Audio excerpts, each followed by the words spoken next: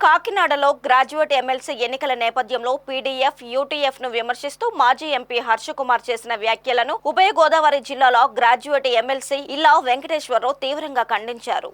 Kakinada UTF హోంలో జరిగిన media సమావేశంలో ఆయన మాట్లాడుతూ పీడీఎఫ్ ఎల్లప్పుడూ ప్రజాపక్షమే అన్నారు. పీడీఎఫ్, యూటీఎఫ్ అధికార కూటమికి అమ్ముడుపోయారని ఆధారాలు లేని ఆరోపణలు చేయడం హర్షకుమార్ స్థాయికి తగదన్నారు. పీడీఎఫ్ లో కులపరమైన అభ్యర్థుల ఎంపిక, కులపరంగా ఓట్లు అభ్యర్థించడం గానీ చేయదన్నారు. ప్రజాస్వామ్యబద్ధంగా నిబంధనలకు అనుగుణంగా ఎన్నికలలో పీడీఎఫ్ ప్రచారం చేస్తుందన్నారు. పీడీఎఫ్ అభ్యర్థిపై హర్షకుమార్ చేసిన వ్యాఖ్యలు ఉపసంహరించుకోవాలని ఆయన కోరారు. ఈరోజు రాజమండ్రిలో హర్షకుమారు ప్రెస్ మీట్ పెట్టి కొన్ని వ్యాఖ్యలు చేయడం జరిగింది. నామినేషన్ సంబంధించిన విషయం మీద, తిరస్కరణకు సంబంధించిన విషయం మీద, యూటీఎఫ్, పీడీఎఫ్ పార్టీ అనేటువంటి విషయాల మీద, కులం మీద ఆయన కొన్ని ప్రస్తావనలు చేశాడు.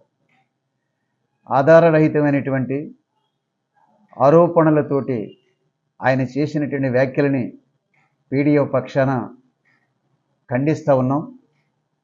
ఈ వ్యాఖ్యలని వెనక్కి తీసుకోవాలని చెప్పి విజ్ఞప్తి చేస్తూ ఉన్నాను. ఓటర్లకి తప్పుడు సమాచారం ఇచ్చి మాట్లాడుకోవడం ద్వారా మీకు ఒరిగేదేమీ లేదని చెప్పి తెలియజేస్తూ ఉన్నా. మీ అభ్యర్థికి సంబంధించినటువంటి వ్యవహారాలు ఉంటే మీరు మాట్లాడుకోండి, కానీ పీడీఎఫ్కి సంబంధించినటువంటి అభ్యర్థి మీద ఈ రకమైనటువంటి పద్ధతులు మాట్లాడడం అనేటువంటి సరైనది కాదు. ప్రతి మనిషికి సమాజంలో పుట్టుక మొదలు ఉండొచ్చు. అంత మాత్రాన పీడీఎఫ్ అభ్యర్థులు కులానికి ప్రతినిధులు కాదు. కులంగా ఓటేయమని చెప్పి నేను అడగం.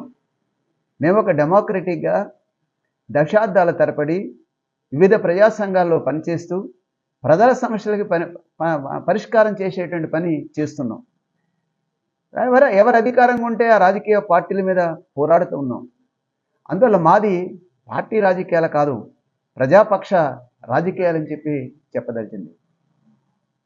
యూటీఎఫ్, పీడీఎఫ్ అమ్ముడుపోయినటువంటి నాయకులని చెప్పడం అంటే ఏ పద్ధతిలో మీరు అమ్ముడుపోయారని చెప్తారు? కూటమికి అమ్ముడుపోయారని ఎట్లా చెప్తారు?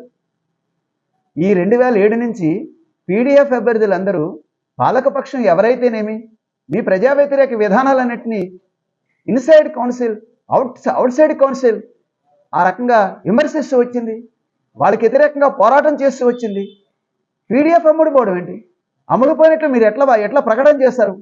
ఎట్లా సమాచారం చెప్తారు? మీరు ఏ ఉదాహరణ చెప్తారు? మీరు ఈ రకమైనటువంటి పద్ధతులు మాట్లాడుకోవడం వల్ల ఉపయోగం లేదు.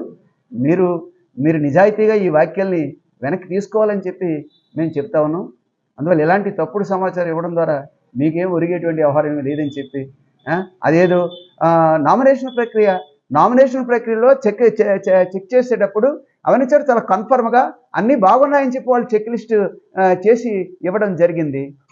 సరే, ఏమైనా ఉంటే వాళ్ళు ఒక నోటీస్ ఇవ్వాలి, ఇందులో ఈ కాలం పూర్తి చేయలేదని చెప్పాలి. ఏలూరు విభాగానికి బాధ్యతలు అప్పచెప్పారు. మరి అక్కడ ఉన్నటువంటి స్టాఫ్కి ఏ అవగాహన ఉందో మాకు తెలియదు.